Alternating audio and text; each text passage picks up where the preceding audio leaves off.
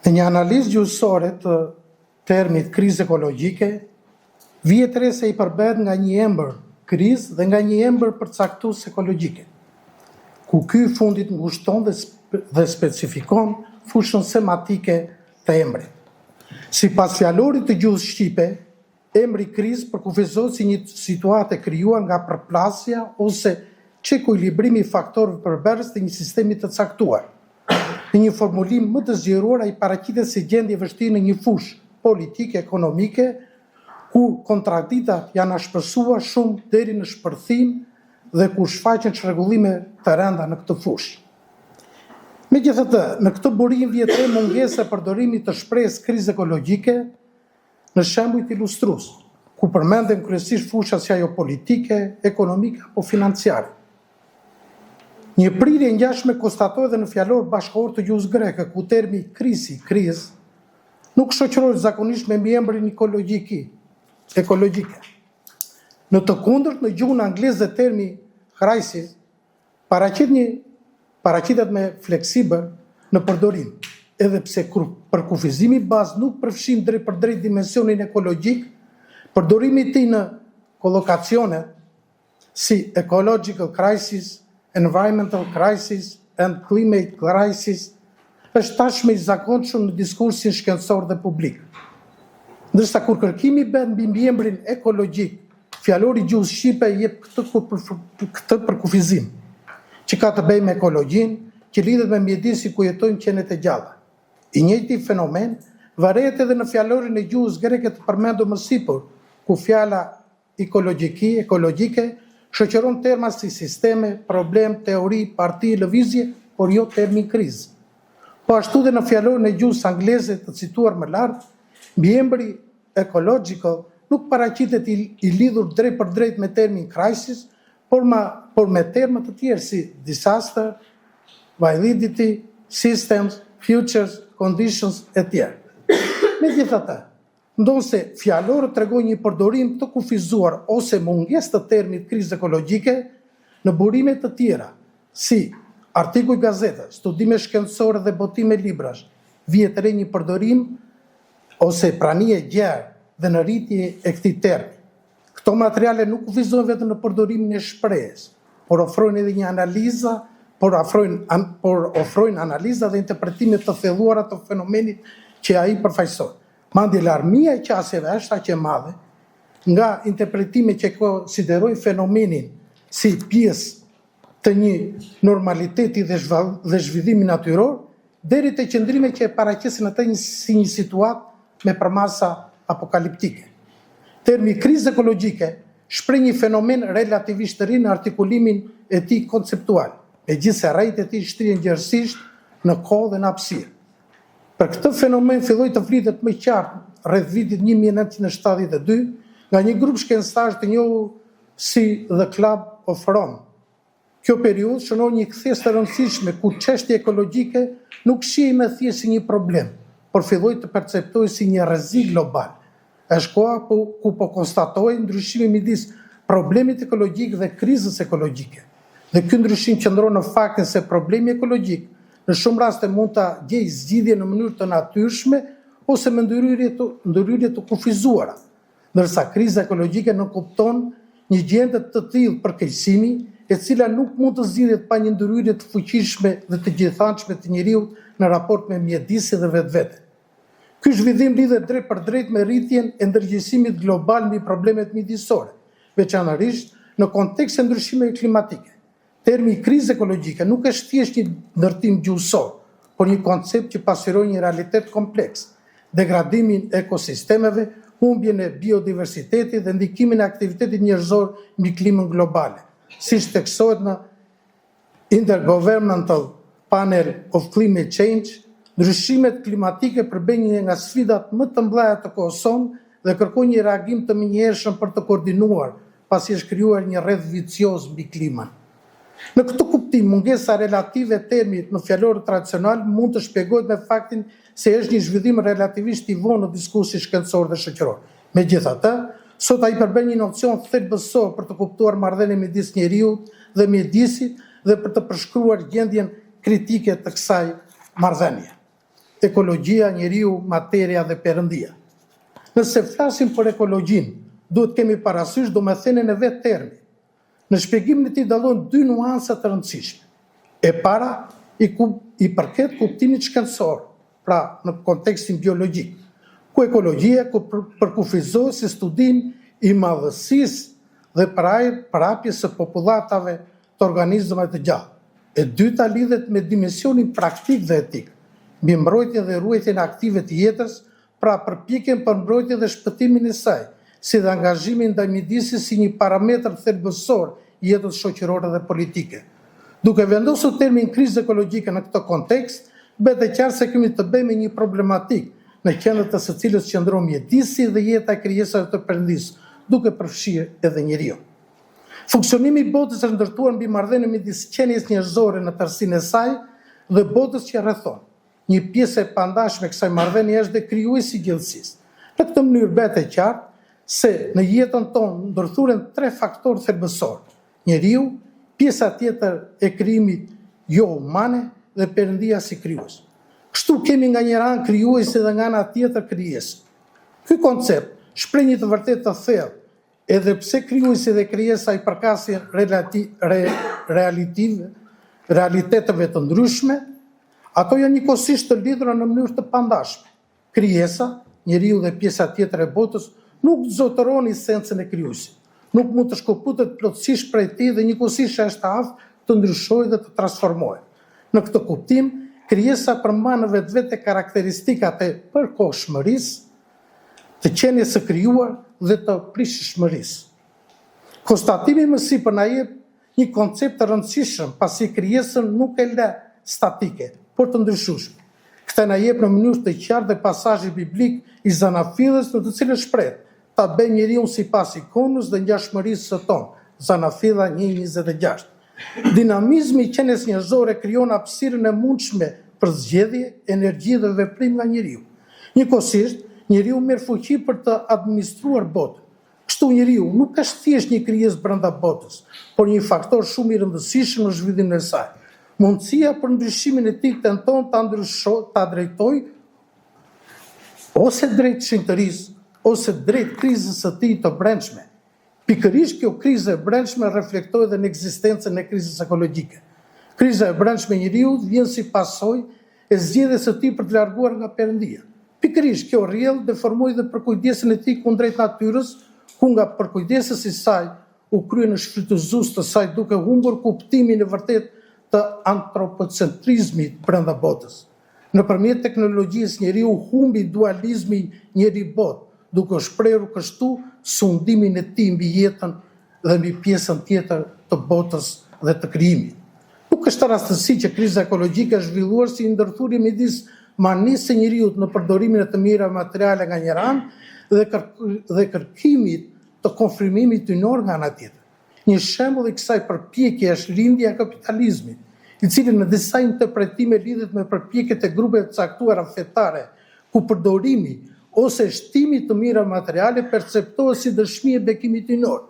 Sa më shumë shtohen të mirat materiale, aq më shumë shihet si dëshmi e pranisë së bekimit ynor. Më saktë, kjo përbën një keq interpretim të pasazhit biblik: të jeni të frytshëm dhe të shumëzoni, mbushni tokën dhe nënshtrojeni atë dhe sundoni. Zanafilla 1:28.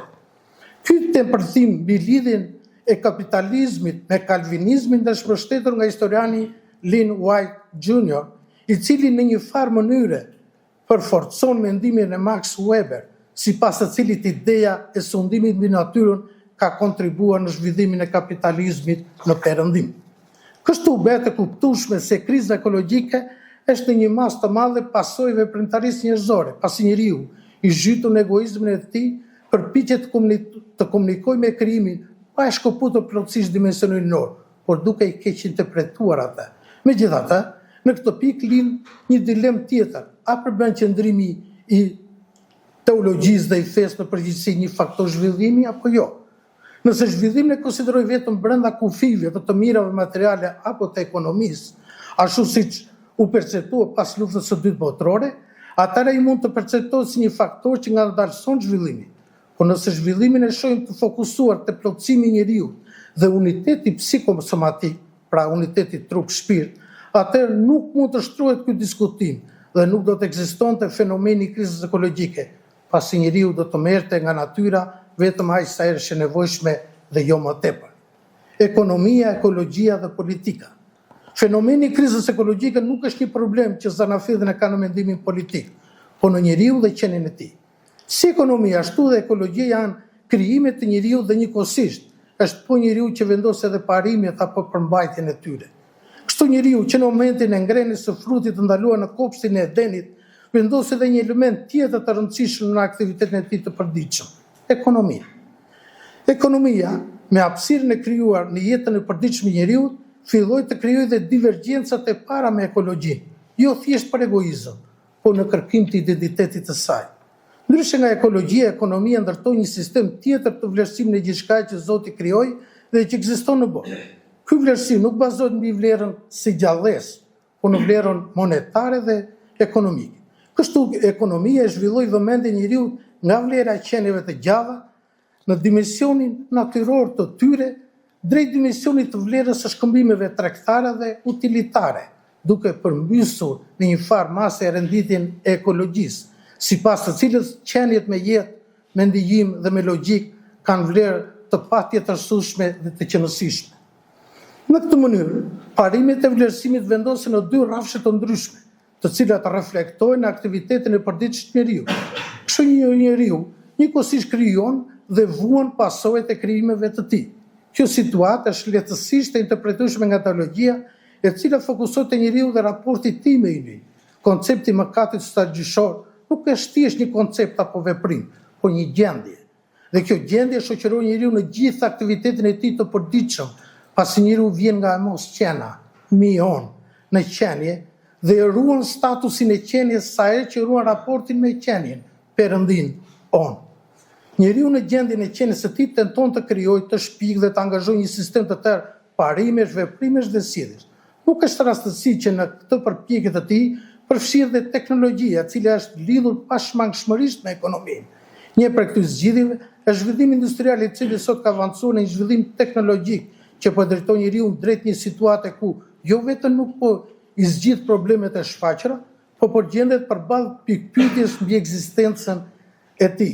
Ndoshta në këtë rast, zhvillimi industrial dhe teknologjik, të cilën ndikojnë në mënyrën e konsiderueshme të problemit ekologjik, ka ndalë prej lakmisë së njeriu dhe mbajnë atë të lidhur fort pas saj, duke qenë se lakmia konsiderohet si një nga shkaqet kryesore të problemeve shoqërore. Ajo e dëmton njeriu në besimin e tij dhe njëkohësisht shkakton dhimbje të madhe tek ai, po të referohemi letrës së parë për Timotheun të apostull Pavlit. Lakmia vendosur në ADN-n e njeriu pas rënies e nxit atë drejt kërkimit të plotësisë së vet në posedimin të mira materiale, gjë që reflektohet në prishjen e ekuilibrave shoqëror. Ndërkohë që njeriu tenton të kapërcejë këtë gjendje në një përpjekje shpirtërore, ai drejtohet politikës e cila së bashku me ekonominë krijon një simbiozë të jashtëzakonshme. Në perceptimin e botës së sotme ku politika, nëse nuk e shkel të paktën e anashkalon etikën, krijon vështirësi në analizimin e problemit apo krizës ekologjike dhe mbi të gjitha në zgjidhjen e saj. Kostoja e natyrës politike bëhet frenuese në zgjidhjen e krizës ekologjike, duke bërë që kjo e fundit të mbetet jetime dhe të endet në labirintit të jetës shoqërore, politike dhe ekonomike të shoqërisë sonë. Kështu politika injoron interesin e përbashkët dhe të kalimin e krizës ekologjike. Madje, lëvizjet ekologjike me kalimin e kohës kufizojnë në kornizat të ngushta ideologjike, fanatizëm fetar dhe ndikim politik, duke treguar se zgjidhja e krizës ekologjike duhet të tejkalojë dimensionin politik dhe ekonomik dhe të qaset atij shpirtëror. Kriza ekologjike dhe shpirti njerëzor.